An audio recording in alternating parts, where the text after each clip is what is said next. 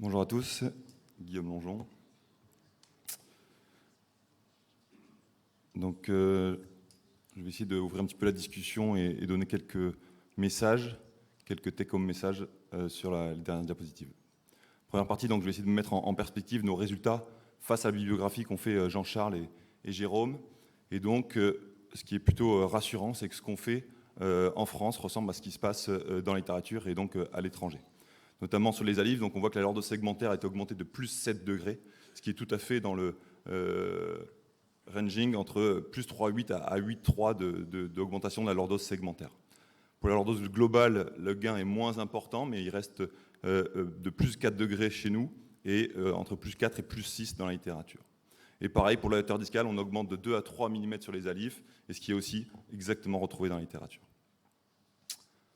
Pour les télifs, des résultats qui semblent être moins impressionnants, avec une lordose segmentaire augmentée simplement de 2 degrés, mais qui est aussi conforme à la littérature. La lordose globale est aussi augmentée de 2 degrés. Par contre, on verra que sur la littérature, on peut même avoir des pertes de lordose globale sur les télifs, ce qui est surprenant. Et enfin, la hauteur discale est moins augmentée que de plus 1 mm, mais ce qui est aussi semblable à la littérature. Du coup, est survenu 3 questions, 3 interrogations. La première, c'est est-ce important d'avoir un objectif lordose, comme l'a dit Jean-Luc, sur du monosegmentaire?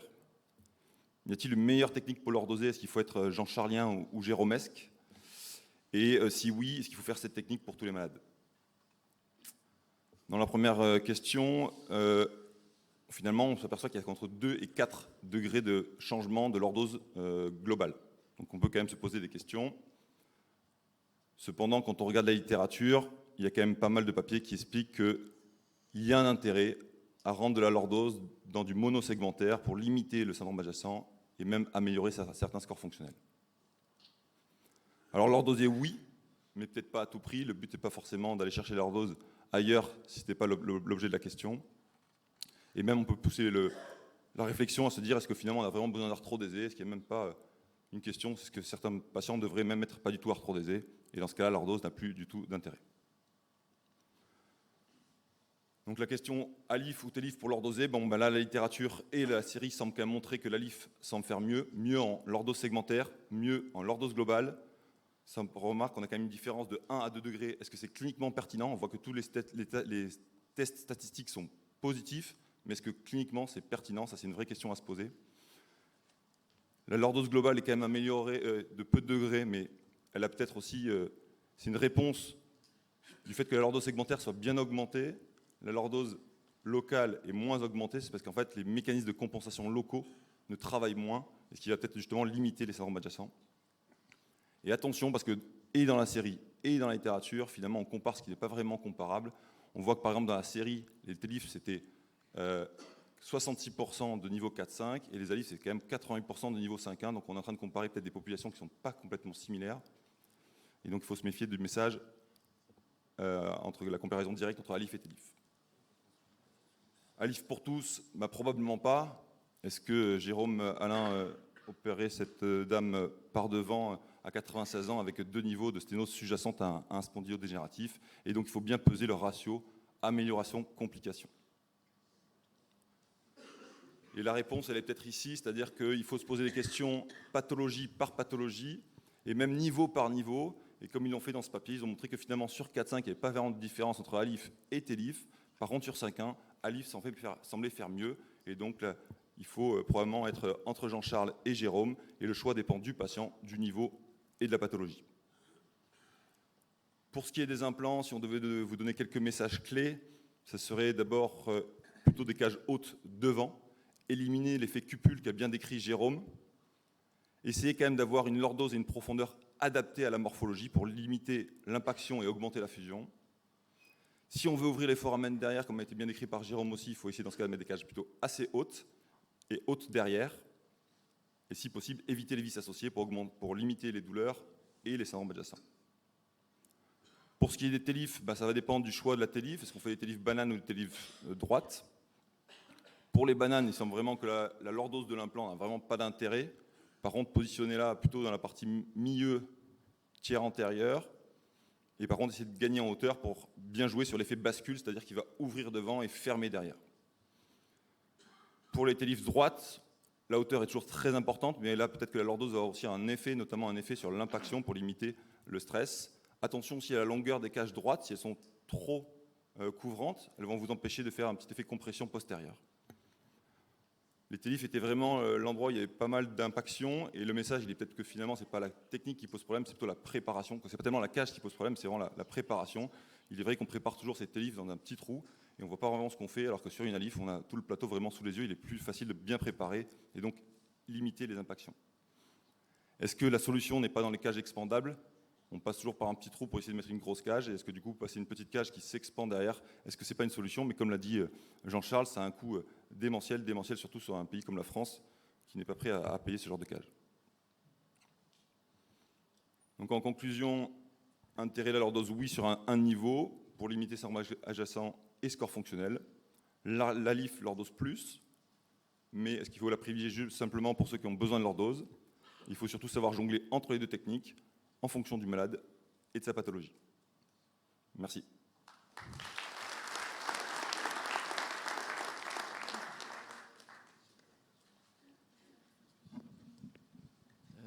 Bien, je tiens à remercier d'abord tous les centres qui ont participé et puis l'équipe qui a participé à cette table ronde. La table ronde vous paraît peut-être un peu rapide et peut-être un peu bizarre dans ses résultats. Il faut simplement expliquer que la table ronde a été avancée d'1 an. On a eu moins de temps. On a inclus pendant 6 mois et avec un recul de 3 mois. Peut-être qu'avec un recul plus important, on aura d'autres informations à vous donner. Voilà. Donc la discussion est ouverte. Et si vous avez des questions à poser...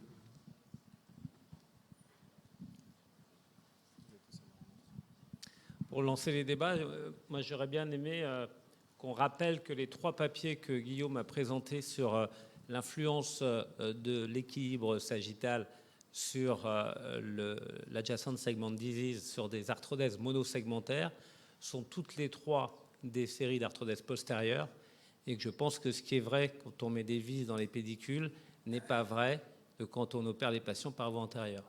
Et cette influence d'un pseudo-déséquilibre antérieur sur l'adjacent segment disease dans les ALIF monosegmentaires me paraît absent.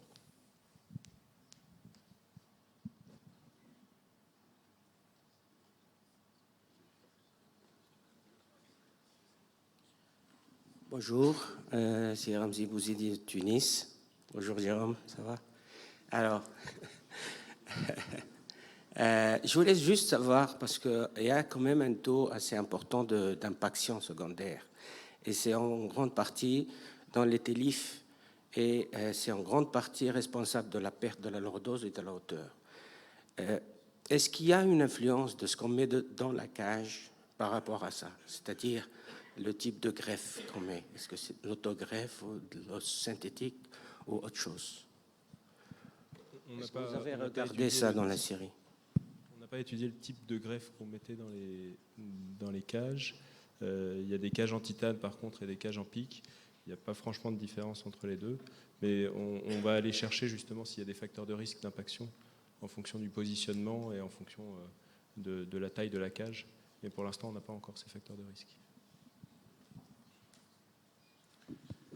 Juste un mot, ça veut dire que les vis pédiculaires, ça ne tient pas alors en fait, si c'est les TLIF qui s'impactent. C'est étonnant. J'avais une question sur la lordose. Vous avez regardé la lordose globale. Alors c'est un critère qui me paraît discutable, en tout cas dans la population. C'est une population relativement jeune. Ce n'est pas des gens qui ont des déformations globales. Donc on part globalement du principe chez ces patients qui ont des monodiscopathies ou des spondylos que de base en préopératoire, la lordose globale n'est pas très atteinte. Donc finalement, ce qui est pertinent, effectivement, c'est la lordose segmentaire, et on voit bien que les résultats, ils bougent beaucoup sur la lordose segmentaire. Et je crois que Guillaume, tu l'as évoqué. Finalement, si on ne bouge pas trop dans la lordose globale, c'est parce que si on augmente sur le segment opéré, en contrepartie, on réduit le stress sur les disques adjacents. Et du coup, est-ce que vous avez... Parce que c'est quand même ça qui est intéressant dans le mécanisme du syndrome adjacent.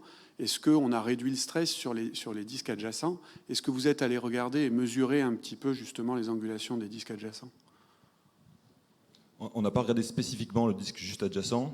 Après, ça voudrait aussi dire que c'est que le disque adjacent qui prend le stress, et je pense que le stress il est quand même réparti beaucoup en effet sur le disque juste au-dessus, mais quand même sur les disques au-dessus en partie. C'est pour ça que le choix de la lordose globale était dans cette idée-là. Mais oui, je pense que c'est intéressant en effet de regarder le disque juste au-dessus, même si je pense que ça va peut-être un peu ailleurs. On est dans de la pathologie dégénérative quand même, et il y a beaucoup de radios où les patients ont des pathologies dégénératives au-dessus, en dessous du disque fusionné.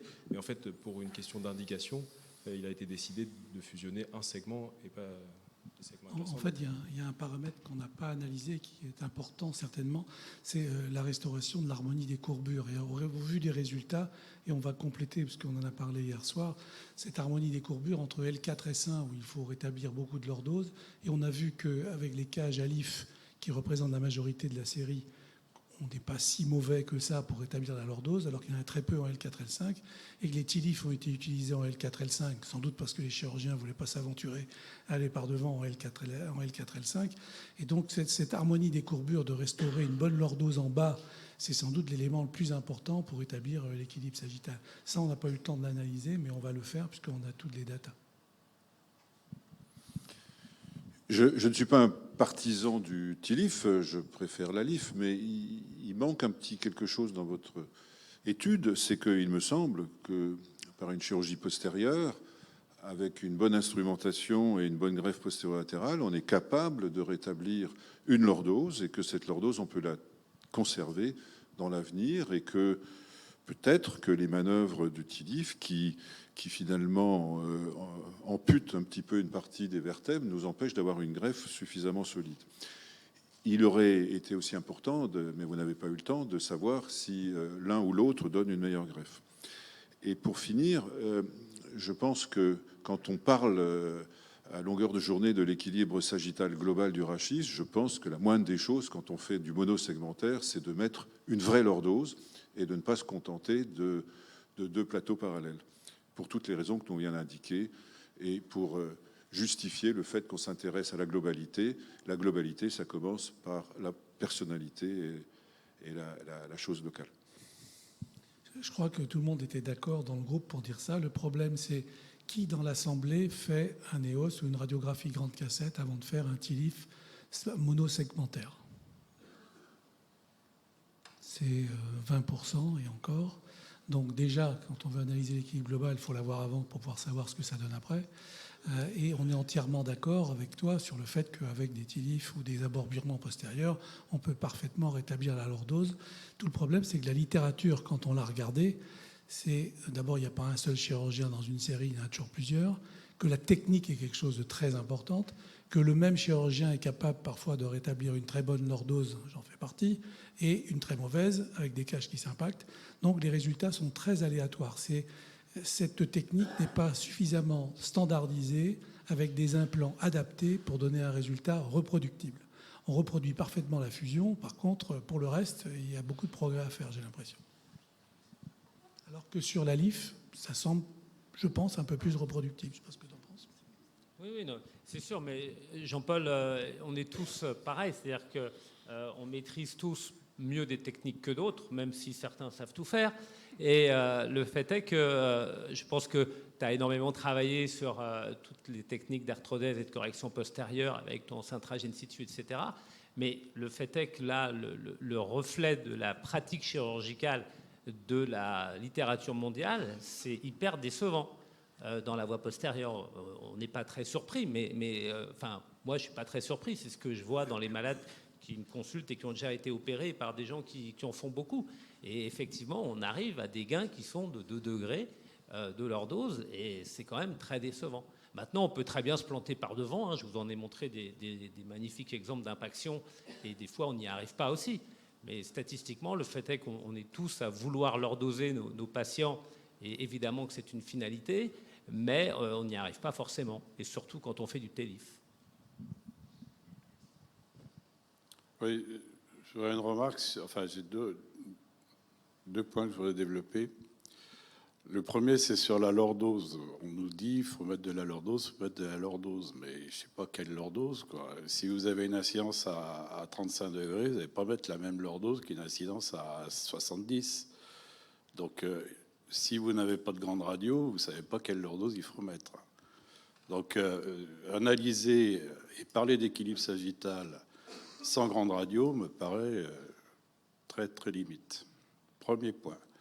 Deuxième point, pourquoi expliquer la TELIF? Pourquoi la TELIF a l'impact? Vous mettez en avant un ligament antérieur, vous mettez en arrière une cage, et après vous les serrez derrière. Ça écrase tout. Hein. Vous ne pouvez pas lordoser comme ça. Pour lordoser, il faut ouvrir devant. Mais si vous mettez la cage qui est en arrière du ligament et que derrière vous faites vous serrer, la cage, elle va empêcher d'ouvrir devant. Elle va mettre en tension le ligament devant. Et au maximum, si vous serrez encore un peu plus, vous faites rentrer la cage dans le corps vertébral. C'est mécanique. C'est pour ça qu'avec une TELIF, vous êtes limité. On avait ça dans les plifs déjà, alors de façon mais caractéristique. Nous, on avait un grand pourvoyeur de plifs à Lyon et on savait qu'elles étaient toutes hypolordosées. Et les TELIF, c'est pareil. La cage par voie postérieure, elle va obligatoirement bloquer la mise en lordose. Alors, j'aimerais avoir votre opinion sur ce mécanisme. Est-ce que vous avez ressenti cette affaire ou pas? Alors, déjà, sur l'équilibre sagittal, on ne pouvait pas se permettre de parler d'équilibre sagittal avec 3 mois de recul. Mais je pense que si on avait eu plus de recul, et notamment des EOS préopératoires, on aurait pu le faire. Dans ma pratique personnelle, je fais la télécolonne plutôt à 1 an qu'à 3 mois, parce que je pense que ça a peu d'intérêt à 3 mois. Sur la distraction du ligament, je pense qu'en travaillant par voie postérieure le disque, et ben justement, on va pouvoir obtenir peut-être une élongation un peu de ce ligament antérieur. Après, il faut choisir la bonne hauteur de cage pour pas qu'elle soit trop haute, éviter de faire une infraction des plateaux vertébraux. Mais sur les disques très pincés, c'est clair qu'on n'obtiendra pas d'élongation du ligament antérieur, mais sur des disques moyennement pincés, je pense qu'en travaillant avec des bougies, on peut obtenir une petite élongation de ce ligament antérieur qu'ensuite on pourra comprimer par voie postérieure. Je crois qu'on est entièrement d'accord avec toi, Pierre, mais le problème, c'est que quand on regarde la littérature et quand on regarde notre pratique, on n'est pas très reproductible au niveau du TILIF. On avait fait une étude avec Richard Assaker dans son laboratoire d'anatomie sur savoir comment est-ce qu'on arrivait à préparer le disque avant de mettre une cage TILIF, qu'on avait publié d'ailleurs. Donc on avait mis un neurochirurgien contre un orthopédiste, alors finalement on avait fait match nul. Et le résultat, c'est que par voie postérieure, on avait préparé en moyenne donc 38% de la surface du disque pour faire une arthrodèse. C'est-à-dire qu'on n'avait pas libéré suffisamment. Je pense qu'on a vraiment un problème technique de préparation dans les TILIF et que si on améliore notre technique, on fera certainement de meilleurs résultats. Pour aujourd'hui, quand on regarde la littérature, c'est tellement disparate que c'est pour ça qu'on a un résultat moyen, en fait. C'est ça le problème. Il faut qu'on standardise beaucoup plus et qu'on fasse mieux. Alors, excusez-moi, je viens mettre les pieds dans le plat pour les 80% qui ne font pas des grandes cassettes ou des EOS quand ils opèrent des discopathies du sujet standard sans déformation. Il faut quand même qu'à un moment donné, on nous dise pourquoi, qu'est-ce qu'on ne peut pas analyser sur un bon cliché lombaire où on voit les têtes fémorales qui nous permet de faire une chirurgie correcte. Parce que régulièrement, cette discussion ressort quand on parle avec les chirurgiens étrangers sur du monosegmentaire, ils nous rigolent quand même au nez. On est peut-être le pays de l'équilibre sagittal et c'est très très bien de défendre l'équilibre sagittal, mais quand on parle d'une discopathie d'un patient jeune, lombalgique ou lomboradiculalgique sur un petit spondylodégénératif ou un canal un peu rétréci, je crois que sur un cliché lombaire où on peut calculer par ailleurs son incidence pelvienne en voyant les têtes fémorales, on a quand même les informations nécessaires. Et il faut déculpabiliser les 80% de personnes qui sont dans cette salle et qui n'ont pas la capacité de prescrire un EOS qui l'ont pas dans leur centre, etc. C'est pas la vraie vie quand même. Il faut quand même à un moment donné revenir sur la vraie vie. Stéphane, c'est pas seulement la capacité, c'est la volonté. Moi, je ne fais jamais des hausses à toutes mes arthrodèses antérieures sur les spondylos et les discopathies. Jamais, ça n'existe pas. Ça n'a aucun intérêt dans les arthrodèses par abord antérieur, soyons clairs. Merci de le repréciser, parce que... On avait revu 135 arthrodèses antérieures en pathologie dégénérative avec Alexandre Poignard, avec 10 ans de recul. Taux de reprise pour un segment adjacent à 10 ans, 3%, dont faisaient partie des hernies discales et des canaux lombaires rétrécis. 3%, c'est-à-dire qu'il y avait 4 malades sur 135. Mais, donc, il faut arrêter de mélanger ce qu'on doit peut-être, et je dis bien peut-être parce que je ne connais pas assez bien prendre en compte dans les arthrodèses postérieures, où la littérature démontre que le vissage pédiculaire peut avoir un effet néfaste sur les disques sus-jacents, mais il ne faut pas mettre en parallèle ça avec une ALIF où on ne va pas toucher à la musculature postérieure et aux facettes articulaires et on ne va pas mettre de vis. Ce n'est pas du tout la même chirurgie et elle n'a pas du tout les mêmes impacts. Je suis incapable d'affirmer que dans les arthrodèses postérieures, on peut totalement s'en passer. Par contre, ce que j'affirme haut et fort, c'est que dans les arthrodèses antérieures, ça n'a aucun intérêt. Je veux simplement faire remarquer que, ok, si tu as la radio en bas et que tu te limites à analyser ton spondylolisthésis, ta discopathie, etc., c'est suffisant. Hein. Tu n'as même pas besoin, tu peux avoir un cliché centré, ça suffit. Le problème, c'est que vous n'avez aucune idée de ce qui se passe au-dessus. Et donc de l'impact d'une syphose éventuelle, d'une problématique thoracique, parce que très souvent, il y a une conformation anormale au-dessus et qui va contraindre le dessous en hyperlordose. Si vous ne comprenez pas la mécanique globale du dos, vous manquez beaucoup d'informations. Maintenant, je peux comprendre qu'on fasse une chirurgie avec, on va dire, les moyens du bord. Mais je pense que si on veut aller plus loin dans un esprit systématique et scientifique, il faut avoir la globalité de la colonne. Maintenant, si ce n'est pas l'objectif, et que l'objectif, c'est de dire, bon, vous avez mal au dos, il y a un truc là, je vais mettre une cage, et puis c'est tout, mais c'est bien suffisant. C'est bien suffisant. Mais on ne parle pas de science à ce moment-là, on ne fait pas de présentation. Mais je pense quand même qu'il y a un élément fondamental qui manque un peu dans le débat, c'est qu'il faut regarder les malades cliniquement. Et déjà, rien qu'avec le conduit auditif externe, qui n'est pas un élément anatomique si facile, mais quand même assez reproductible, et les études faites par les rééducateurs montrent que ça fonctionne plutôt bien, on peut analyser l'équilibre global d'un patient pour savoir s'il est globalement équilibré, si le conduit auditif passe par les têtes fémorales. Et ça, c'est tout à fait possible. Moi, je prends des photos des patients, puis je trace une ligne, puis je vois si ça tombe bien. Donc déjà, je sais s'il est globalement équilibré. Donc avec une radio, effectivement, du rachis lombaire en position debout, bien sûr, incluant les têtes fémorales, plus une bonne photo du patient de profil, j'ai une bonne idée de l'équilibre global. Après, qu'il soit compensé, pas compensé, j'en aurai une idée parce que j'aurai mon pelvic tilt sur ma radio du rachis lombaire. Donc ça me donne quand même déjà beaucoup d'informations. Mais il faudrait déjà que les gens examinent les malades. Le nombre de patients qui arrivent et qui n'ont eu qu'une IRM ou qu'un scanner avant d'avoir un TILIF, sans aucune radio, je pense qu'ils n'ont pas été examinés du tout, moi. Donc c'est ça le problème, c'est qu'il faut examiner les malades. C'est la première chose qu'on fait au cabinet. Hein. Je suis d'accord, Jean-Charles. Effectivement, avant, c'est pour ça que oui, il y a la science et oui, il y a la chirurgie de tous les jours. Et encore une fois, quand on parle de ce type de pathologie, on parle de la chirurgie de tous les jours. Sur une étude comme celle que vous avez faite, si on avait la capacité sur une table ronde de la SFCR d'avoir effectivement des données extrêmement complètes qui pourraient nous pousser, nous permettre d'augmenter notre capacité scientifique dans l'étude de ce qui se passe, ça serait parfait. Et donc effectivement, dans la série, si tout le monde avait des EOS, ça serait très très bien. Mais encore une fois, dans la vie de tous les jours, si déjà les patients arrivaient avec une radio, parce que c'est souvent ce qui manque, tout simplement une radio, et un bon examen clinique, on aurait, je pense, des données suffisantes pour prendre des décisions médicales, pas scientifiques, médicales, de qualité pour nos patients.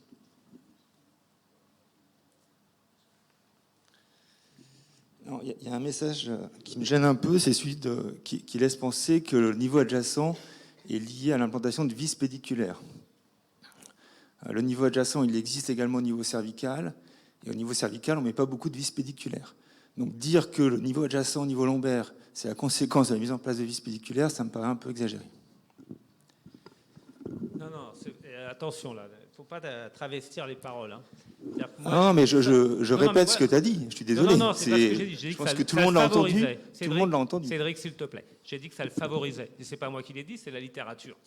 Et excuse-moi, je vous ai cité les deux papiers, ils ne sont pas de moi, et donc les deux papiers concluent à une augmentation du taux de dégradation. Pourquoi on a dû... Tu peux me laisser finir, s'il te plaît? Oui. À une augmentation du taux de dégradation des disques adjacents en cas de visée pédiculaire.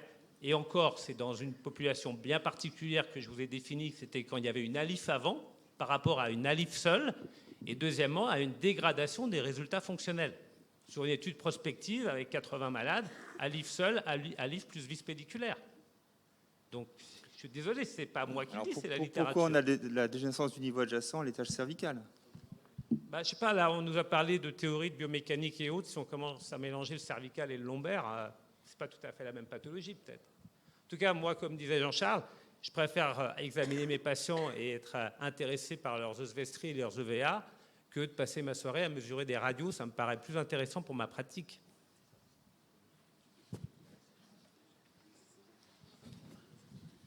Oui, je peux vous exposer un point de vue de neurochirurgien. Je suis un peu moins mécanicien qu'un orthopédiste, mais si quand même, parce que dans la vie quotidienne, on voit des gens qui ont des lombalgies, qui ont des radiculalgies, et dans la vie quotidienne, il y en a beaucoup qu'on opère sur un niveau juste, un niveau monosegmentaire, et on essaie d'améliorer leur douleur, pas d'améliorer une radio et de leur faire une arthrodèse T1 S1. Voilà, dans la vie quotidienne, il y a quand même beaucoup de gens qui ont des douleurs lombaires, radiculaires, et sur une arthrodèse monosegmentaire, vous les améliorez bien. Voilà, simplement. Mais il faut examiner les malades. C'est tout le problème. Et donc, à mon avis, il devrait être obligatoire d'avoir une radio, une photographie du patient debout, face profil, avant toute chirurgie d'arthrodèse. Ça donnerait déjà beaucoup d'informations. Il y a trop de patients opérés sur des IRM sans avoir cette notion clinique plus la radio. C'est de base, à mon avis. Jérôme, tu défends l'arthrodèse antérieure sous les spondylolisthésies arthrosiques. On voit une série où il y a 85% d'arthrodèse antérieure en L5S1, ce que je défends parfaitement. C'est plus facile d'abord. On n'a souvent pas besoin de décompression. On ouvre les foramen très bien. Une arthrodèse antérieure, tu dis qu'on va faire un abord antérieur, on va réduire le spondylo, on ne va pas du tout décomprimer le canal, alors que la plupart du temps, le canal est sténosé. On va avoir un bon résultat et tout ira bien. Je n'ai pas cette expérience. Celle que j'ai fait en voie antérieure, qui se sont partiellement réduites, j'ai dû les reprendre pour les décomprimer par voie postérieure. Et j'en ai profité pour mettre des vis. Ça, c'est la première chose. Je pense que les impactions, on compare les TELIF par cage banane, par cage oblique, par cage droite. C'est pas la même chose. Je pense que le principal problème de l'impaction de la TELIF, c'est la mauvaise préparation des plateaux vertébraux et la mauvaise greffe du plateau vertébral. Ça, c'est la première chose. La deuxième chose, je pense que si on a une dégénérescence des plateaux adjacents, des disques adjacents quand on met des vis, c'est parce qu'on ne les met pas bien, c'est parce qu'on lèse les articulaires postérieurs, on ne met pas les vis suffisamment latérales et suffisamment convergentes. Voilà ce que je pense. Et je pense que votre série le montre, l'ALIF est une très bonne indication en L5S1 où on n'est pas embêté par les vaisseaux, où souvent l'abord est facile, etc. Moi, pour ma part, je ferai une TELIF par voie postérieure pour les spondylolisthésies arthrosiques L4, L5, et je la ferai pas mini-invasive parce qu'il faut bien exposer les plateaux vertébraux, faire une bonne décompression, il faut bien mettre en place les vis pédiculaires pour ne pas léser les articulaires postérieurs au-dessus. Pour répondre à votre remarque qui est vraie, c'est surtout qu'on ne compare pas 5.1 et 4.5, c'est qu'on compare des maladies différentes aussi. Voilà, c'est vraiment ça qu'il faut bien intégrer, avec des objectifs différents. On ne traite pas un discopathe de 25 ans pareil qu'une mamie de 70 ans qui a un spondylodégénératif 4.5. Donc c'est pour ça qu'il ne faut pas, à mon avis, comparer les deux directs. On est bien d'accord. Et juste un mot, David. Je me souviens de l'époque où tu m'as appris à mettre des vis dans les pédicules, mais tu vois, tu n'as pas réussi à me convaincre. Mais toutes les études démontrent qu'on ouvre le canal et largement quand on fait une ALIF, quand on la fait correctement. C'est-à-dire que tu rechausses tes facettes articulaires, tu retends tes capsules postérieures, tu peux faire... Vous opérez tous les hernies cervicales par voie antérieure, que je sache, ou presque. Donc je suis toujours très, très étonné quand ça surprend les gens de dire « Ah ben non, on ne peut pas traiter, il y a une hernie, on ne peut pas le faire par devant. » Mais vous faites ça tous les jours en cervical. Pas les hernies, donc on peut très bien le bulging discal et même la hernie qui part dans le foramen et autres par voie antérieure, quand on a un peu d'expérience, je suis d'accord. On l'enlève. Mais la compression postérieure, les articulaires postérieurs, le gros ligament jaune, les grosses capsules, tu ne les enlèves pas par voie antérieure, celle-là. Richard. Oui, je reviens sur le message que vient de passer notre président. Je suis neurochirurgien aussi et je ne suis pas d'accord. Je pense qu'on ne rend pas service à la communauté neurochirurgicale en disant on traite un segment, une douleur, allez-y et on s'en fout de l'alignement segmentaire. Bien sûr, quand on traite un segment, on traite la douleur et dans mon expérience, on crée pas mal de iatrogénicité segmentaire par un problème de distribution de la lordose. Donc, si on, et je vois beaucoup de TILIF syphosants, surtout dans les grandes incidences pelviennes. Dans une grande incidence pelvienne, la lordose lombaire est importante entre L4 et S1, et ils mettent des vis qui sont parfois conflictuelles, et la tige ne fait que syphoser le segment qu'ils opèrent. Donc, qu'on fasse un EOS ou une radio debout pour un petit peu analyser les paramètres pelvirachidiens, pour moi, c'est indispensable. Jérôme, comme tu es un fan de la voie antérieure et que de toute façon, n'importe la distribution, n'importe l'alignement de ton patient, tu vas aller par devant. C'est vrai qu'on n'a pas besoin de faire un EOS ni une radio. Mais moi, j'ai tendance, dans notre service, à dire incidence pelvienne normale, TILIF ou voie antérieure, c'est un peu équivalent. Mais une grande incidence pelvienne, quand on dépasse les 50 degrés, je pense qu'on est mieux, on distribue mieux la lordose en L4, L5, L5, L5 en passant par devant avant. À condition que les articulaires postérieurs ne bloquent pas la mobilité. Et je crois franchement que ce n'est pas la cage qui donne la lordose, c'est la préparation du segment, c'est la façon de faire la dissectomie, et on est beaucoup mieux par devant que par derrière. Et Jean-Charles l'a dit, on n'enlève que 60% du disque par derrière. Donc Richard, tu dis clairement que petite ou grande incidence, on peut passer par devant. Bien sûr, oui. Et petite incidence, on peut passer Mais par derrière. Pour moi, dans oui. tous les cas, on peut le faire par devant et on peut faire par derrière dans les petites incidences. Exactement. Tout à fait d'accord. Mais dans tous les cas, on peut le faire par devant. Oui. Sauf que c'est une erreur de le faire par derrière quand c'est une grande incidence pelvienne. Enfin... Bon, Dominique Gordon, Jérôme, tu sais que j'ai un peu la même pratique que toi. Je vais tempérer quand même ce que tu as dit sur pas de radio, pas d'EOS sur des voies antérieures, quoi, hein. Et notamment pour les grandes incidences pelviennes. Parce que quand tu as une incidence pelvienne à 80, si tu fais un disque L5 S1, tu vas pas nécessairement être très bien en post-op toujours, parce que tu vas pas toujours avoir gagner ce que tu veux.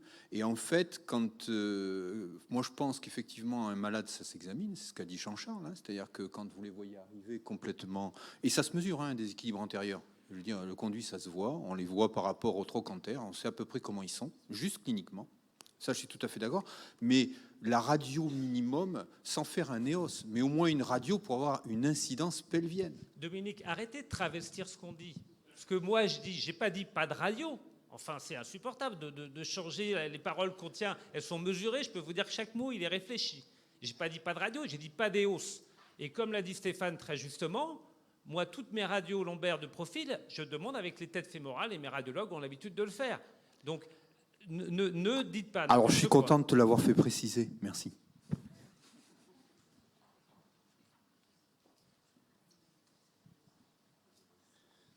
Oui, pour revenir sur un point technique, donc pour la restauration de la lordose locale, donc effectivement, il y a l'importance de la cage, du design, mais aussi il y a l'importance du geste de résection osseuse. Donc, est-ce que vous avez regardé si, en fonction de l'importance de l'arthrectomie, finalement, on restaurait plus ou moins bien la lordose? Oui, justement, c'est ça qui est intéressant, c'est qu'en fait, quel que soit le design de la cage, la hauteur de la cage, la lordose de la cage et son positionnement, que ce soit par devant ou par derrière, cette étude montre qu'il n'y a pas d'influence ni sur la lordose discale, ni sur la lordose segmentaire, ni sur la lordose globale. On a étudié les arthrectomies aussi, et il n'y a pas d'influence entre arthrectomie unilatérale, et notamment dans tout ce qui est mini-invasif, mais aussi il y a des gens qui font des arthrectomies unilatérales dans des télis faciales ouverts, versus arthrectomie bilatérale, où là, on laisse supposer, mais on ne l'a pas vu physiquement, que la libération est plus large, et donc peut-être que ça améliorerait la lordose segmentaire, et il n'y a aucune différence sur toutes les données. C'est pas parce qu'il n'y a aucune différence qu'il n'y a pas une différence qui existe. On n'a pas prouvé la différence sur 300 malades. La tendance serait peut-être un peu à l'affaissement du disque avec une grande libération, mais encore c'est une tendance, quoi, hein, ça reste... Et vous avez quantifié la résection osseuse au niveau facétaire? On a demandé au centre s'il réalisait une arthrectomie unilatérale ou bilatérale.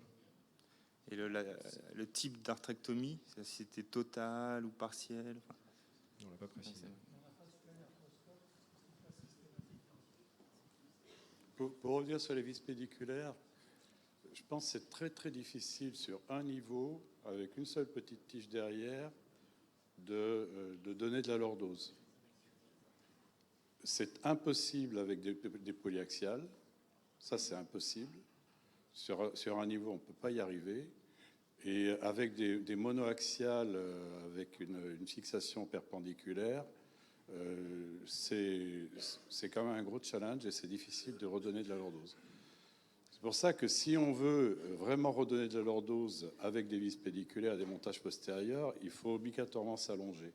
C'est-à-dire qu'il faut aller chercher le sacrum et monter pour allonger. Donc il y aura un biais sur le...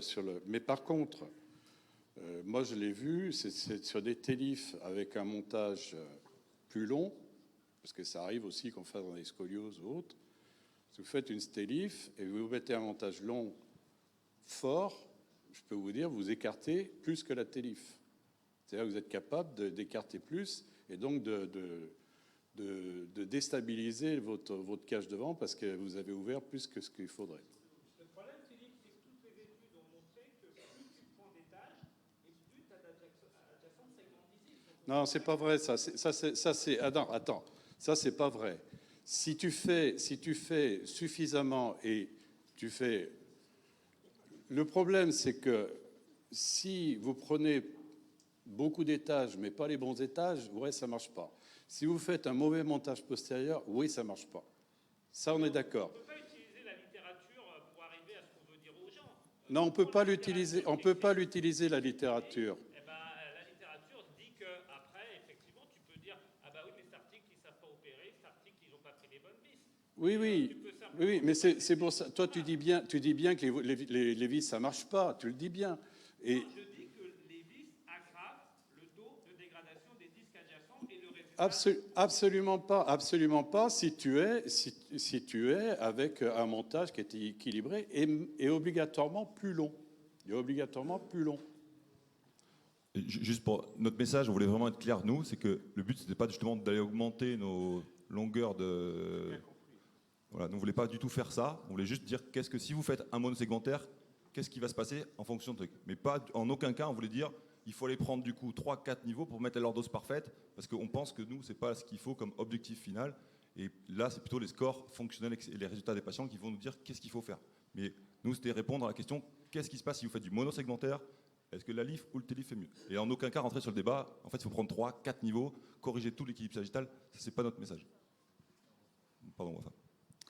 Oui, merci. Je me permets de reposer la question sur les questions de radiographie qui sont prises pour essayer de comprendre votre pratique parce que effectivement, on a une radio normale avec les têtes fémorales et puis quand l'incidence est à peu près normale et qu'il n'y a pas de rétroversion pelvienne excessive par rapport à l'incidence, on se dit circuler, il n'y a pas de vrai sujet par rapport à ça.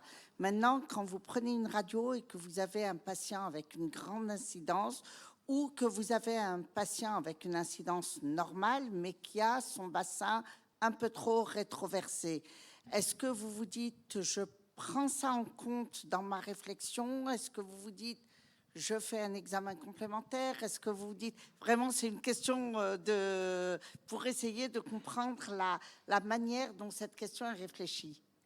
En fait, le problème, il est si on a une radiculalgie à cause d'un segment malade, on traite le segment malade. Et ce qui se passe autour, au final, le patient, il vous dira rien puisque son symptôme, c'est la radiculalgie.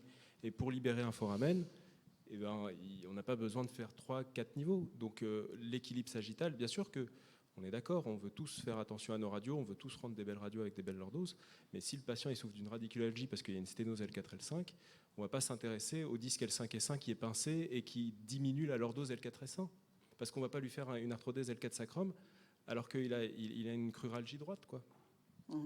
Wafa, moi j'ai une réponse un peu différente, c'est-à-dire qu'effectivement, si on dépiste que le patient est déjà en phénomène de compensation ou qu'il a une grande incidence, bien sûr que techniquement on va s'acharner par tous les moyens qu'on a vus tout à l'heure, même si ça ne sort pas dans la série, à augmenter une lordose, à essayer de mettre le maximum de lordose possible en prenant des risques, en mettant en plus d'une cage très haute, très antérieure, une plaque antérieure ou des vis pédiculaires.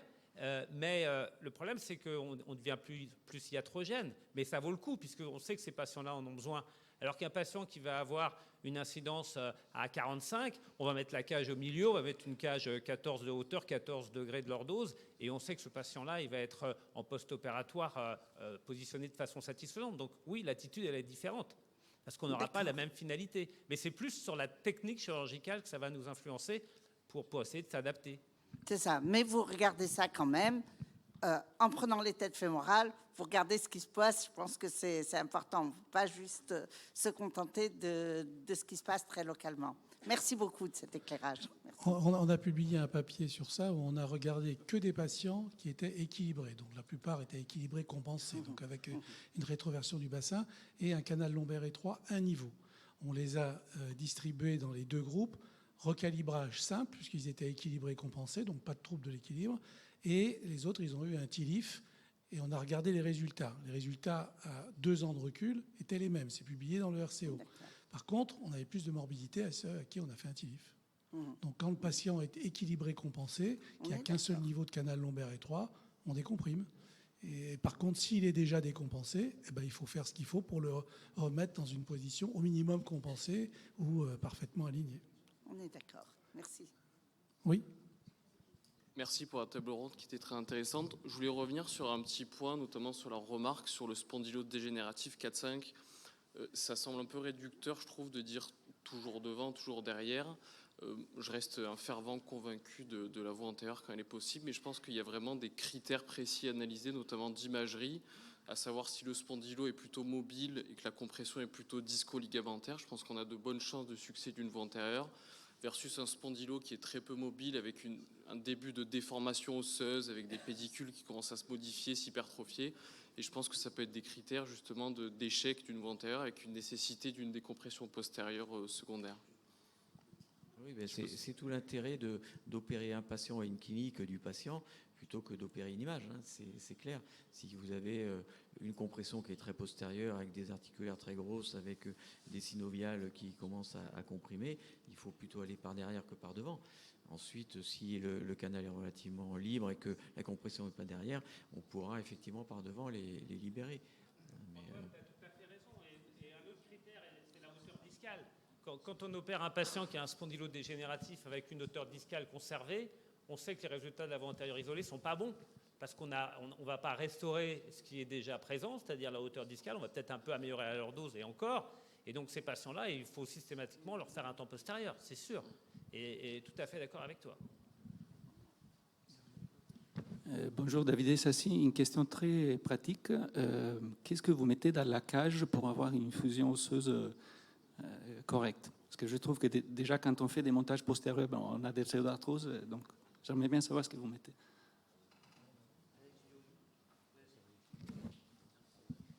Je crois que c'est très très dépendant de chacun. Nous, on est toujours en galère sur les substituts, trouver le bon substitut. Ce qui semble, je trouve intéressant maintenant, c'est plutôt le type de cage qui va aider à la fusion. Et notamment, je trouve que le titane amène un vrai plus. Après, c'est un truc personnel, mais c'est vrai que sur les substituts, on n'a pas du tout travaillé là-dessus. Et je pense que chacun fait des choses différentes dans la table ronde. On essaie de le dire chacun. Moi, je mets de l'ostéopure avec une ponction de moelle osseuse que je mets dans l'ostéopure. L'os de banque avec de l'os, avec du ponction osseuse aussi. Pour les alifs et postérieurs, je fais un mixte, mais je mets surtout beaucoup d'os autour de ma cage. Et ma cage, c'est juste un spacer. Alors que par devant, c'est tellement facile d'avoir contact avec ce qu'il y a dans la cage, c'est plus facile. Mais en arrière, je mets beaucoup d'os autour et la cage me sert juste de spacer. Et je mets dedans les débris corticaux mélangés à ostéopure ou biobanque avec un peu de sang. Oui, c'est une autre table ronde, hein, les greffes osseuses. Mais bon, moi, personnellement, je mets l'équivalent de l'ostéopure, c'est de l'os de banque. Ça marche très bien. Et la cage, moi, souvent, quand je fais par voie postérieure, la cage est devant et je remplis d'os derrière avec effectivement de la moelle osseuse. Hein, c'est plus simple. Un peu pareil aussi, sur tous les débris corticaux et un peu d'ostéopure. Moi, j'ai la chance d'avoir de la BMP à mettre par voie antérieure et par voie postérieure les greffons corticaux. Essentiellement de l'ostéopure, sauf si on a vraiment des patients qui sont à haut risque de pseudarthrose, on est encore amené à prélever des crêtes. Moi, je fais la même chose que Jonathan. Pour les voies antérieures, j'ai la chance de pouvoir avoir la BMP, et pour les voies postérieures, c'est cage en titane avec la greffe osseuse. Eh ben, merci à tout le monde. On va vous laisser aller vous restaurer.